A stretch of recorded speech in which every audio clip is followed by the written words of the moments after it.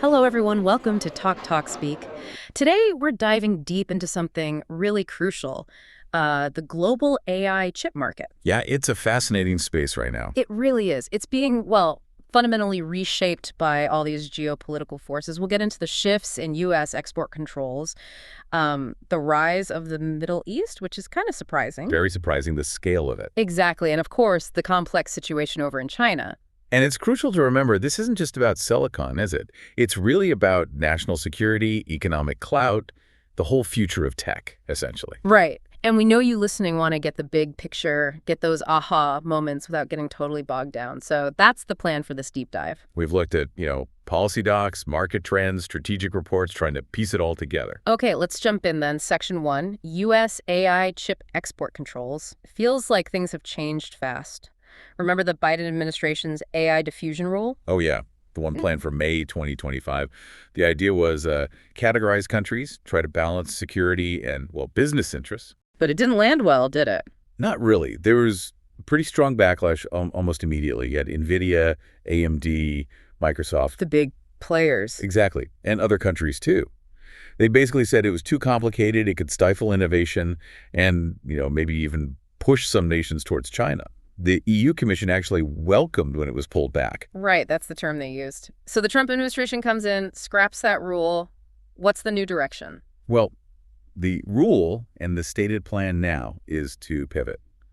Focus more on collaborating with, quote, trusted foreign countries. Trusted partners. Right, while at the same time really clamping down on getting tech to, quote, adversaries. So it's not abandoning controls, just refocusing them. Precisely. It's a strategic recalibration. Moving away from that really broad approach, you mentioned the Biden rule, potentially impacting, 120 countries? Something like that, yeah.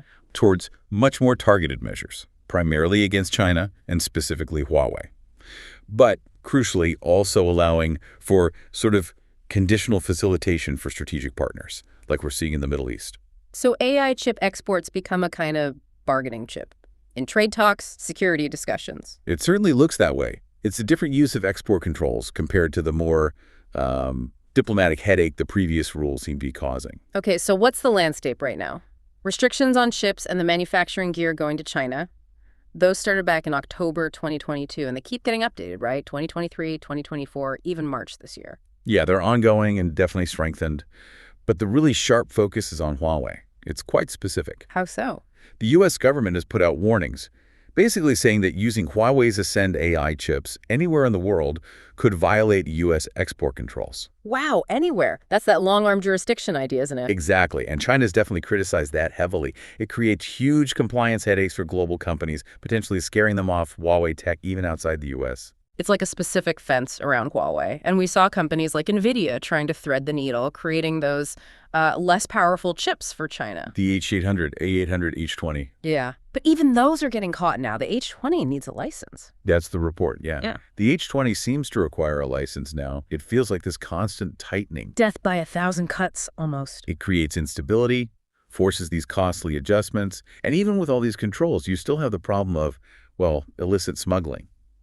Chips getting into China anyway. So the U.S. has to focus elsewhere. Right. On the choke points, things like the really advanced semiconductor manufacturing equipment, the SME, and key software, IP. And that's where allies come in. Japan, the Netherlands, ASML with their EUV machines. Absolutely vital. ASML's EUV, the extreme ultraviolet lithography, that's the key tech you need for the absolute cutting-edge chips.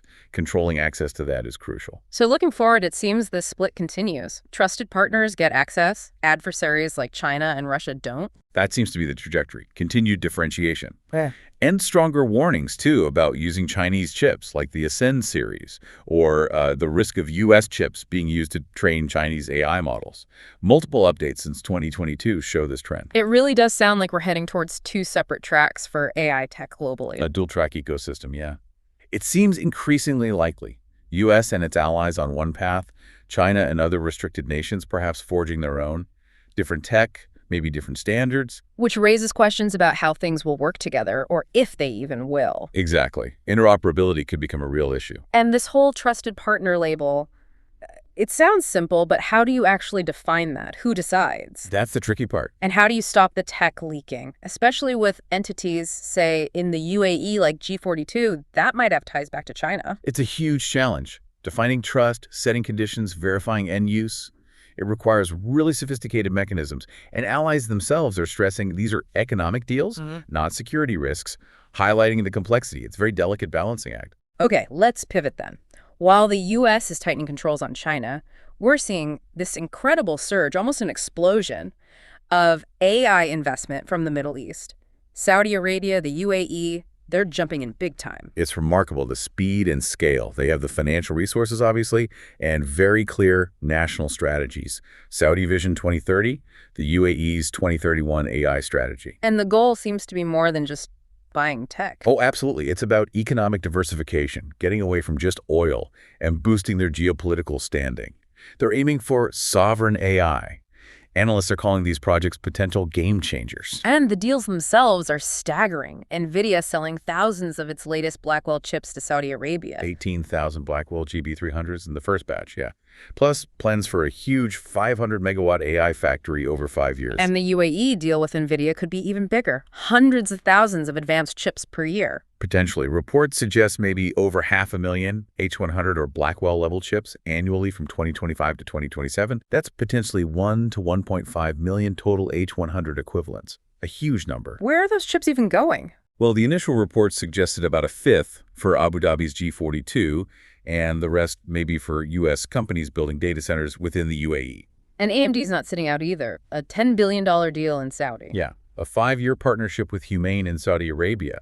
$10 billion for 500 megawatts of AI infrastructure. AMD provides chips, software. Humane manages the centers, even extending into the U.S. Intel's involved too, partnering with Saudi Aramco. Right, on energy-efficient chips, positioning their Gaudi chips as a competitor. And you see broader U.S. tech involvement, Google, Oracle, Salesforce, Uber, Cisco. Big money flowing in. So the scale is just massive. These aren't small projects. Not at all. 18,000 Blackwells for Saudi, potentially over 1 million H100 equivalents for the UAE over 3 years. AMD's $10 billion deal, Saudi's initial 500 million W goal. The UAE chip numbers are comparable to what Meta needs for a giant data center.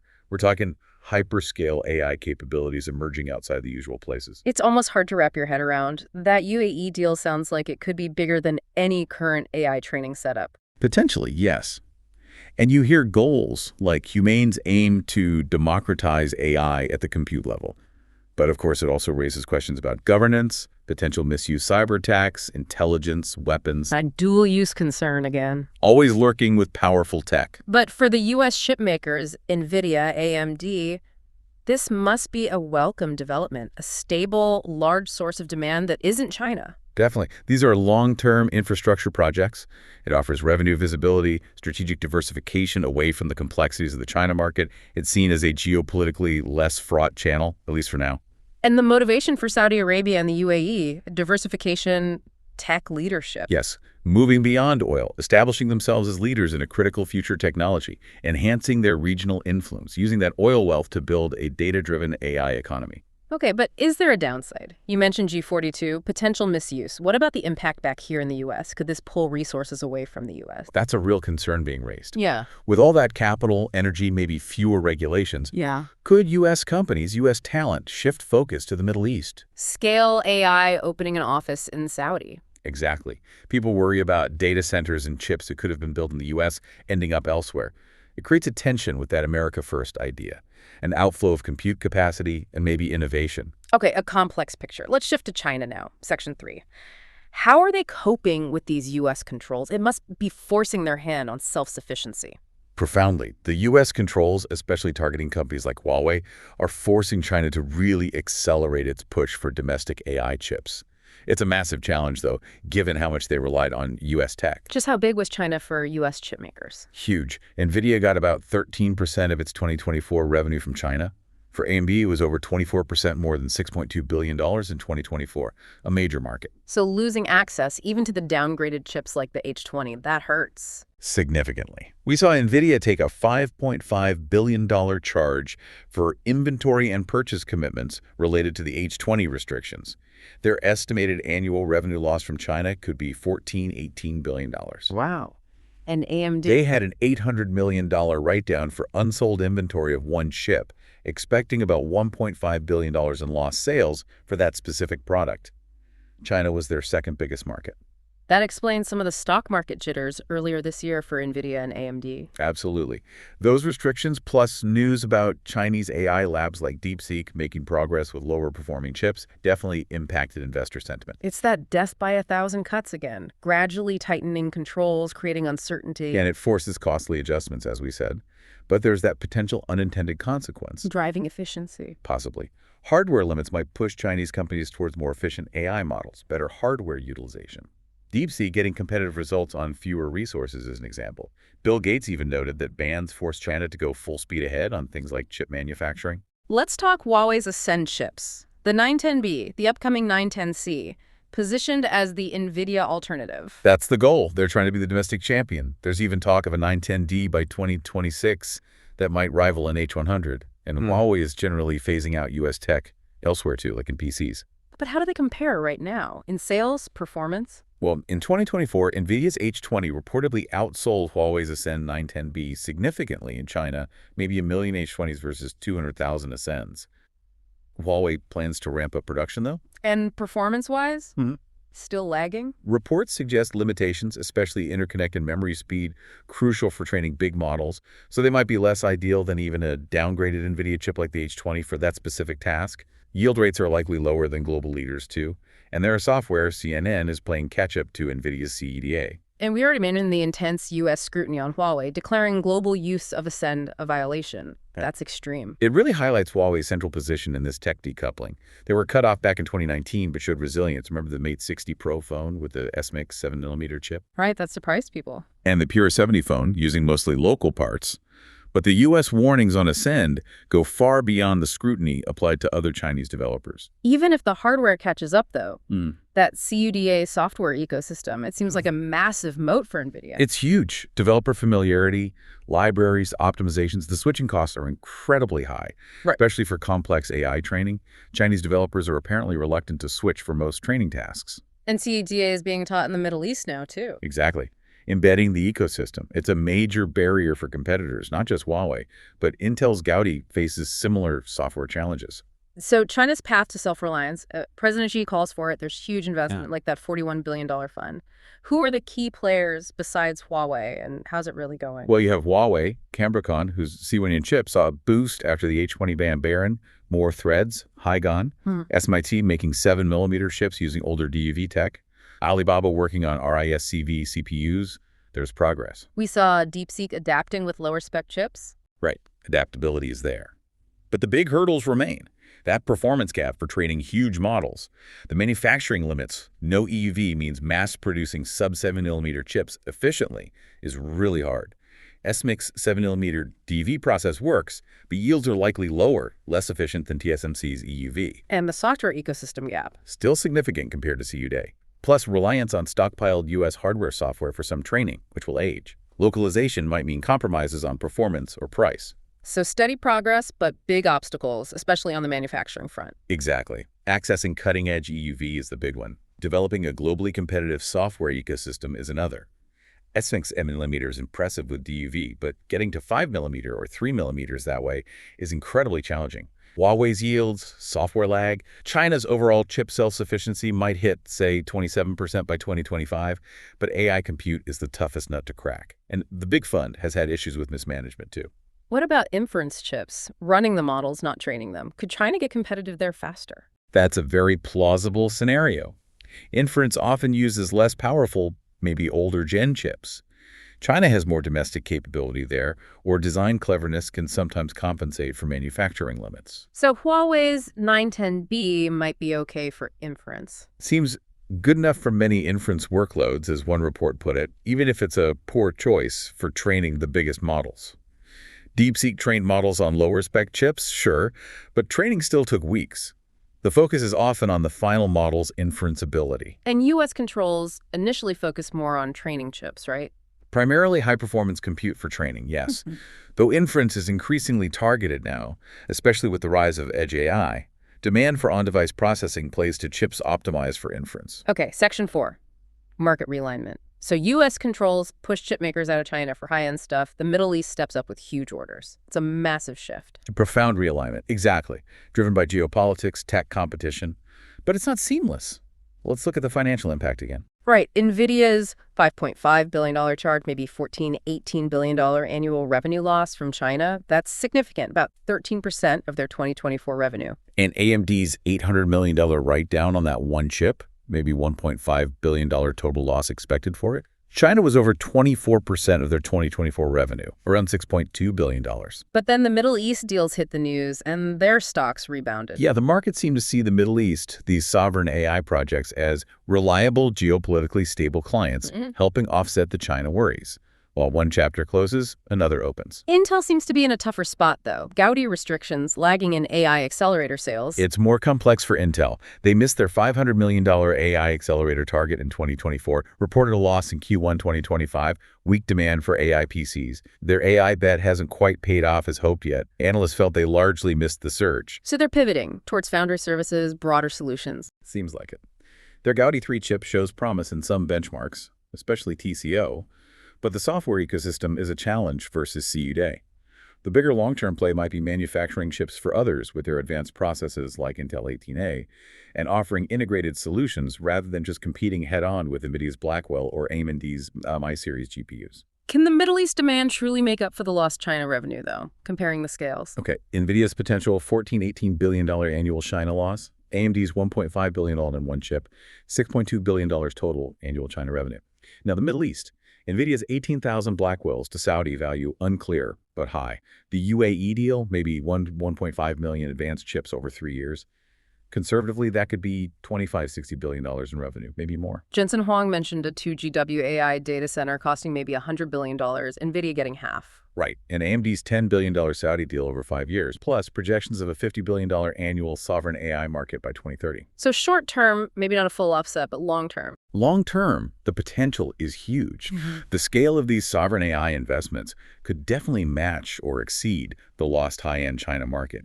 But it's a different kind of demand. How so? Shifting from a diverse commercial market in China, lots of different buyers, albeit geopolitically complex, to these concentrated, massive sovereign projects in the Middle East. Fewer, bigger deals, longer sales cycles maybe, more reliance on government relations, different risks too. Middle East geopolitics are hardly static. It changes the whole business model, the risk profile. Completely. High value, strategically driven, but concentrated geographically and politically unique. And this Middle East push is just one example of a broader trend, right? Sovereign AI becoming a global thing. Exactly. It's a key indicator. Nations see AI capability as vital for sovereignty, security, economy. India has its AI compute mission, planning 10,000 GPUs. South Korea is talking $35 billion for a 3 GW AI data center. The EU emphasizing trustworthy AI. So while the China restrictions hurt, this new wave of national AI projects is opening up a whole new market segment. A huge potential new segment. Beyond traditional enterprise or consumer demand, reshaping the global AI chip market again, offering massive opportunities for U.S. companies and, well, their competitors too. How are the chip makers shifting strategy then? NVIDIA and AMD are obviously chasing these big sovereign deals. Actively. And embedding themselves deeply integrating CUDA and ROCm into local training, fostering talent, aiming for long-term dependence, exploring edge AI for smart cities. AMD doing a share buyback shows confidence, maybe even selling older chips like A100s or MI250Xs to China to keep some presence while complying on new tech. And Intel. Competing with Gaudi 3 on price performance where they can, especially inference, strategic partnerships like with Aramco, and that big long-term bet on foundry services making chips for others, potentially Microsoft or Amazon's custom silicon. Shifting focus perhaps from just selling chips to selling broader rack-level AI solutions. So everyone's becoming more geopolitically aware in their product plans. They have to be. Creating different product tiers for different markets, cutting edge for trusted partners, compliant but maybe older or lower spec for restricted markets like China. NVIDIA's H28 800 strategy showed that. Product roadmaps are now heavily influenced by geopolitics, not just tech specs and market demand. And that software ecosystem integration you mentioned, getting CUDA or ROCm established early in places like the Middle East, that seems key. Absolutely crucial. It creates stickiness, long-term dependence, makes it much harder for competitors, even with comparable hardware later, to displace them. NVIDIA and AMD getting their software into Middle Eastern AI courses is a smart strategic move. It's about building lasting partnerships and technological reliance. The software is as critical as the hardware in this race. Okay, final section. Section 5, the geopolitical shockwaves. This really drives home that AI chips aren't just tech components anymore. They're central to global power plays. They absolutely are a focal point of geopolitical maneuvering. Competition for access, control, development. It's raising serious national security dilemmas and reshaping the whole tech order. What are the main security worries for the U.S.? Several things. One, the risk of chips sold to allies, even trusted ones, ending up in China or with entities linked to China like the G42 concerns in the UAE. Right. Two, the potential for powerful AI models built by other nations using U.S. chips, being used for cyber attacks, intelligence gathering, maybe even weapons development against U.S. interests. That dual-use problem again? Exactly. Yeah. And three, the worry about U.S. compute capacity and AI talent flowing out to places like the Gulf, potentially weakening U.S. leadership, and maybe even giving other nations leverage over U.S. policy down the line. How do allies see it? Europe seemed relieved the broad Biden rule was scrapped. Yes, the European Commission welcomed that, wanting easier access. South Korea, a huge semiconductor player itself, seems a bit uneasy about U.S. policies that look nationalistic, like Project Stargate, even as they pursue their own AI sovereignty. In China's view, They see the U.S. controls, the Huawei restrictions as hegemonic, long-arm jurisdiction, violating free trade, damaging the global ecosystem. the dual-use dilemma seems amplified here. Even selling to allies isn't risk-free if the tech can be turned around. Precisely. These chips underpin U.S. AI dominance. Selling them, even to partners like the UAE or Saudi Arabia, carries risk if they're used for, say, automated cyber attacks or weapons. Yeah. Managing that risk in a world where AI power is spreading without killing innovation is incredibly complex. We need adaptable, internationally coordinated controls that aren't quite there yet. And that tension with America first, approving huge exports to the Middle East while talking about keeping tech domestic. How does that square? It highlights a contradiction, doesn't it? Critics say it's exporting data centers in chips that could be used here. But the counter-argument is strategic. Building alliances, countering China, using tech leadership as a diplomatic tool, it's a trade-off between purely domestic focus and leveraging tech for international goals. The balance they strike has huge implications. This rise of sovereign AI everywhere, it's fundamentally changing things, isn't it? Absolutely. Sovereign AI nations wanting independent control over their AI infrastructure, data, talent, governance, aligned with national interest, it's spreading fast. We talked Middle East, India, South Korea, the EU. Right. Each pursuing it for economic growth, security, influence. Does this lead to more tension? More fragmentation? It could. Prioritizing national control might lead to different standards, data rules, competing ecosystems, a sort of splinter net for AI, making global collaboration harder. Nations face trade-offs. Control versus speed, security versus openness, autonomy versus interoperability. So more fragmentation, potentially less working together on global problems. That's the risk. While understandable nationally, it could hinder global progress. And it must intensify competition for talent and resources. Definitely. Sovereign AI needs infrastructure, data, algorithms, but crucially, talent. The Middle East faces talent shortages despite huge hardware buys. South Korea is incentivizing teams. India is promoting AI skills. It becomes an arms race, not just for chips, but for the people who can use them, and the energy and buildings to house them. Could worsen inequalities, too. Looking long-term at the AI chip market itself, still growing massively. Oh, yeah. Projections are huge. Maybe $154 billion by 2030. One source said over $400 billion just for data center cloud AI chips. Strong growth. But will GPUs remain dominant, or will we see more specialized chips? We'll likely see more diversity, growing demand for efficiency, lower cost, chips tailored for specific tasks, ASICs, FPGAs, maybe neuromorphic processing and memory. AMD, Intel, Google, Huawei are all pushing alternatives to NVIDIA's GPUs. New tech breakthroughs, too. Neuromorphic, wafer-scale stuff. Those are definitely on the horizon, potentially redefining performance. Advanced packaging is also key. And geopolitics will keep shaping things. China aiming for 90% domestic market share by 2029, even if performance lags. That's the expectation. Localization, but maybe at a cost. The effectiveness of U.S. controls really hinges on whether new AI tech emerges faster than China achieves semiconductor independence. So a future of more architectural diversity, specialized chips alongside GPUs. Yes, especially for inference and edge AI. The market will likely get more fragmented and specialized, offering chances for companies with innovative niche designs. One last crucial point, Taiwan, TSMC. That still feels like the biggest vulnerability in this whole picture. Absolutely critical. Taiwan's dominance, especially TSMC's cutting-edge manufacturing, is a massive geopolitical fault line for the entire ecosystem. Any disruption there, the consequences would dwarf everything else we've discussed. TSMC's fabs being so close to China. It's a major concern for supply chains, for security. Even with efforts like the U.S. Cheat GPS Act or potential Saudi fabs, Taiwan's leading-edge capacity is irreplaceable in the near term. That vulnerability casts a long shadow over the future of AI chips. Okay, so let's try and wrap this up. Key takeaways.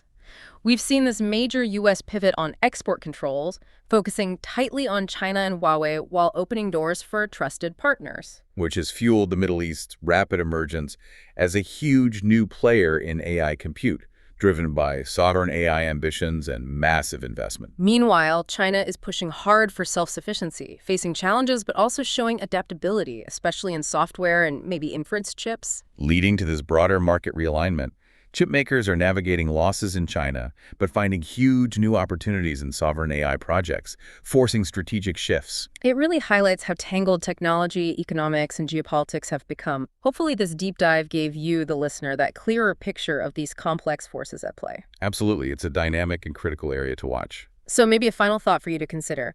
As AI chip access becomes increasingly shaped by national interests and strategic deals, how will that reshape not just technology but global alliances and the very balance of power in the years to come? What are the long-term ripples? A crucial question indeed. Well, that's all the time we have. Thank you for joining us on this deep dive. See you next time on Talk Talk Speak.